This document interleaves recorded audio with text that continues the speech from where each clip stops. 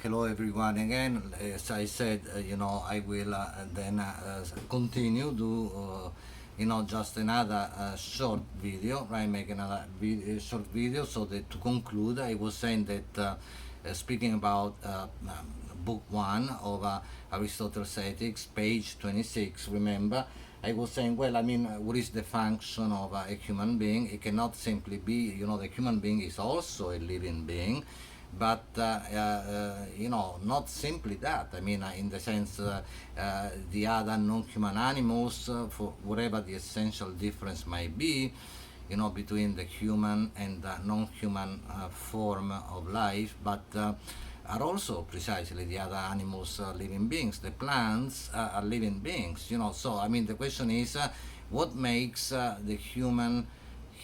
What is the specificity? Okay, so that's basically the idea.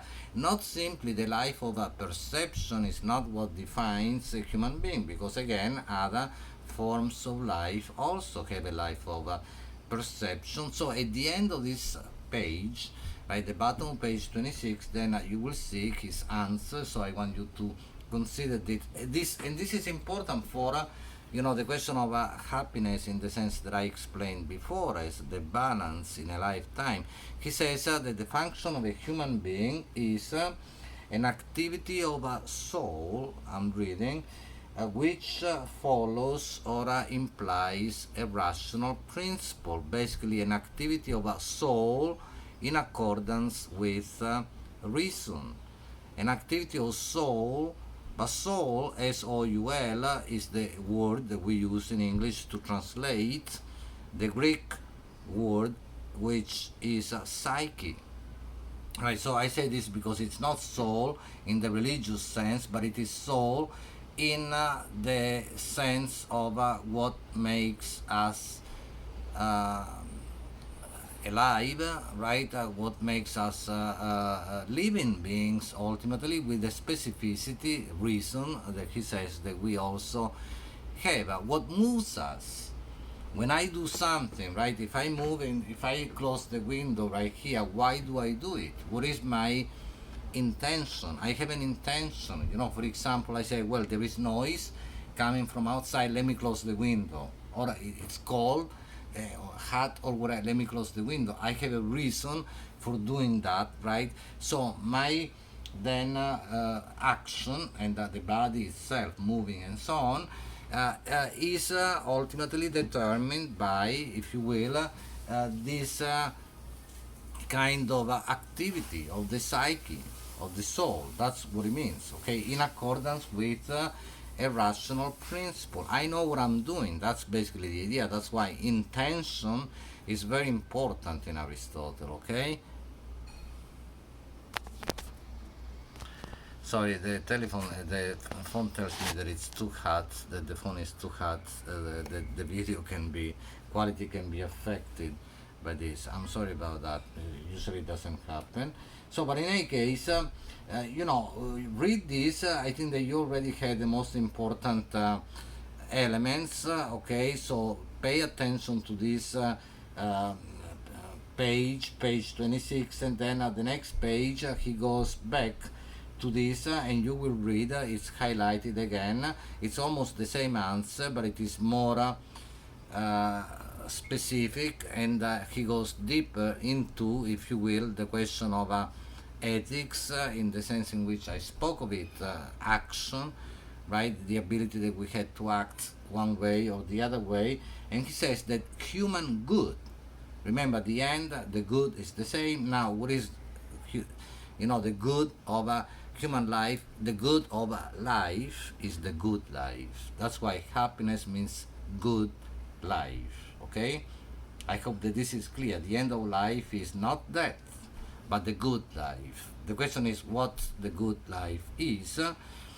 It is basically, it relates to this, okay? He says the human good turns out to be, and I want you to pay attention to think about this, okay? Because this is very important. Again, activity of a soul, activity of psyche, in accordance with virtue.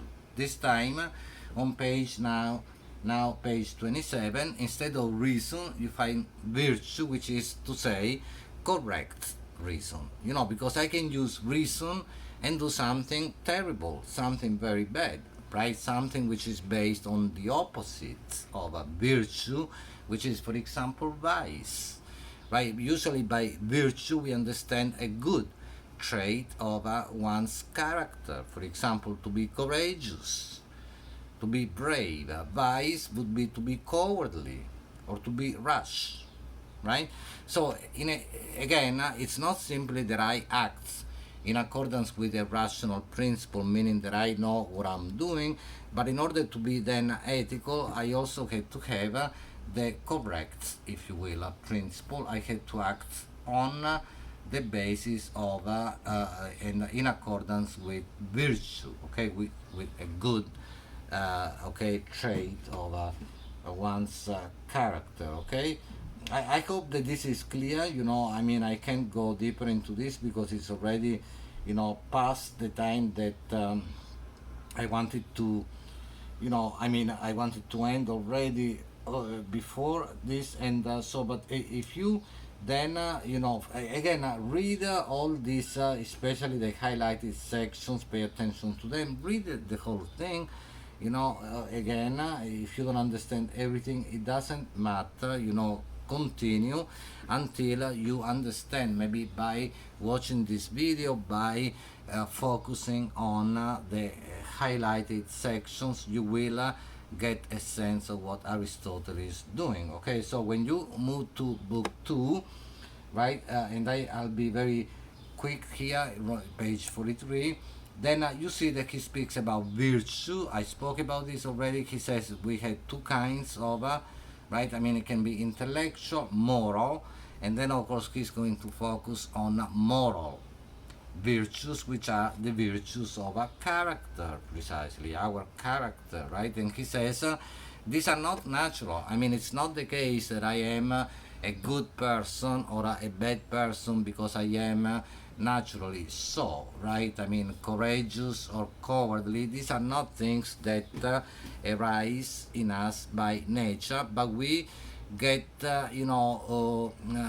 we train in them by repeating the same action. I mean, if I always do, or try to do in any case, right, courageous actions, then at one point I will become courageous. It will become kind of like my second nature. If I always do cowardly actions, I will become cowardly.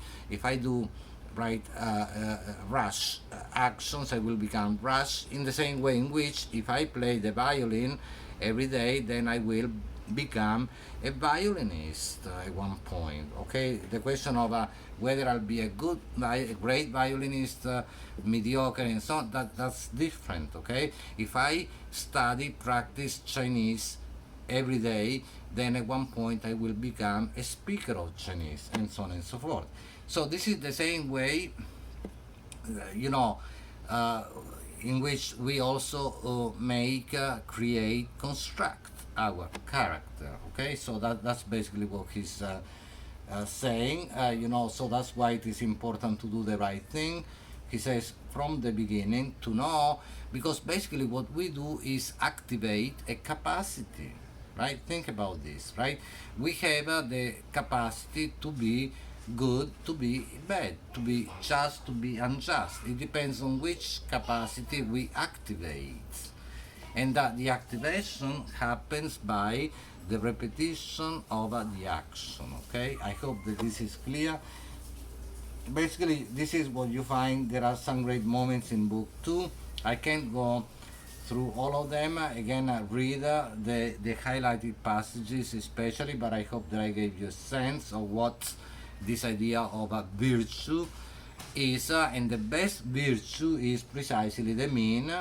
You find the idea of the mean in book 2 on, just to give you a sense of where you can look for this, right? On page, I believe it's right here. Yes, page 45. Okay, so at the beginning, toward the end, when he uses the word mean, right? he gives some examples, extra moral examples, right? He says, for example, eating too much, eating too little is not good. Exercising too much or too little is not good, right? You have to find your balance, you have to find the mean. The same goes with our moral actions, okay, ethical actions. That's basically the idea. And he says that the mean, at the beginning, see, for example, the first line of page of the next page 46, right?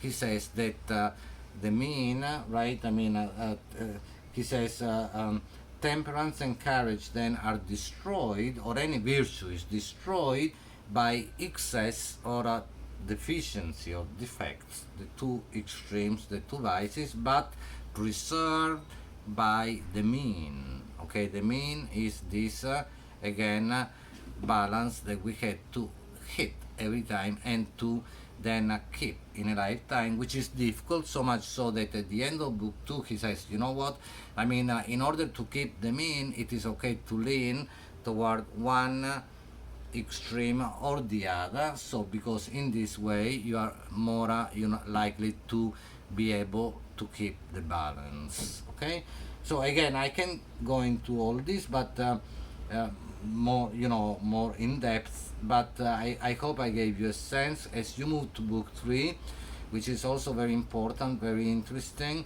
Book 3, what's important is precisely the question of decision, choice, decision, and deliberation before decision, right? We deliberate about something, we think about what we should do. Should I do this or that? Should I do it or not do it? And so on and so forth. I think about, I consider the pros and cons, deliberation, and then I make my decision. I say, this is my preference, this is my choice, and when I do that, then I act.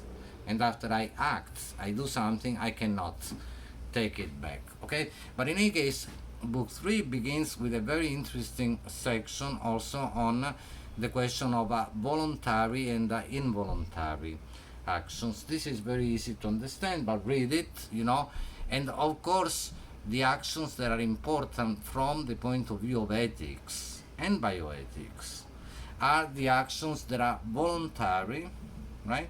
That we do willingly, intentionally, and the actions for which we are also what Aristotle calls the principle of action, meaning that I do something not because I am forced to do it, but because I really want to do it, because I had thought about it, and I may make a mistake, but that's but what counts is the intention, right?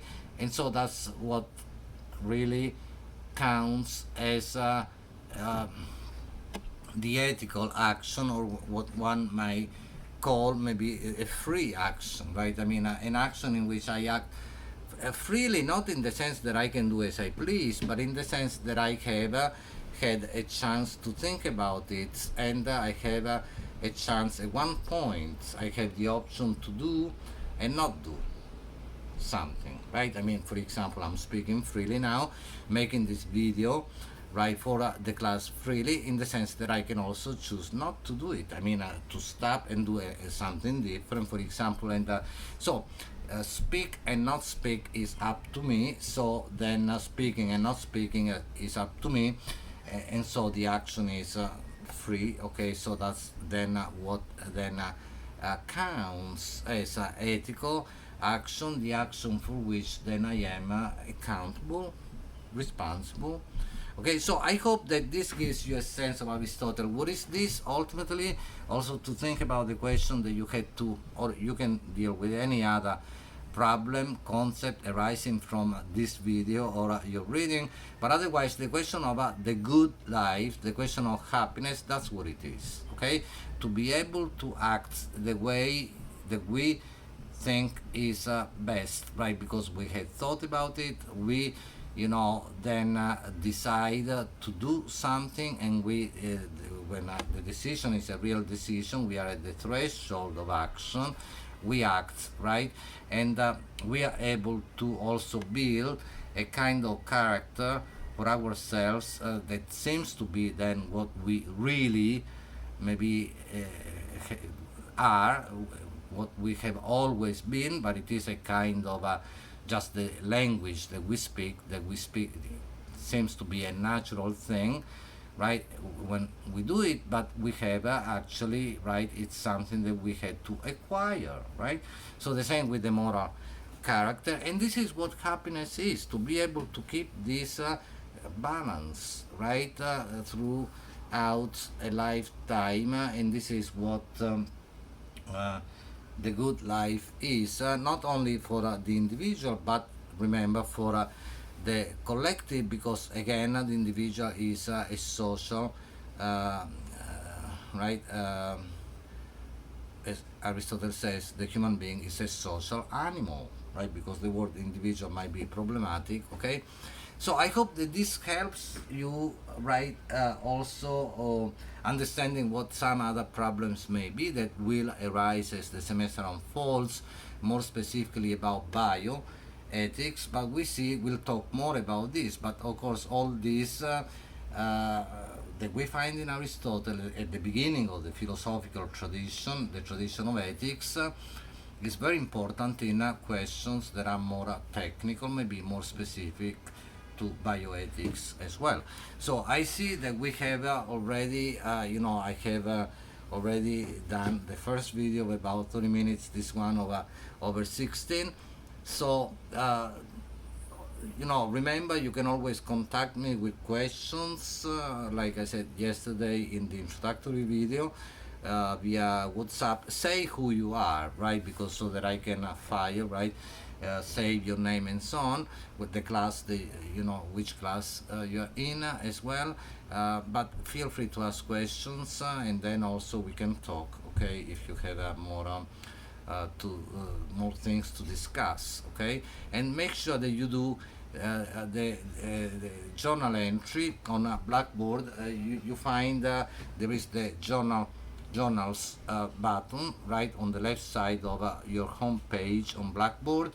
You go in and then enter and type your or attach, okay, your file. The entry will be a substantive paragraph, elaborate on it, something like in the order of 100 words, more or less, okay? So see you next time, and let me know if you have questions, okay? Thank you, bye.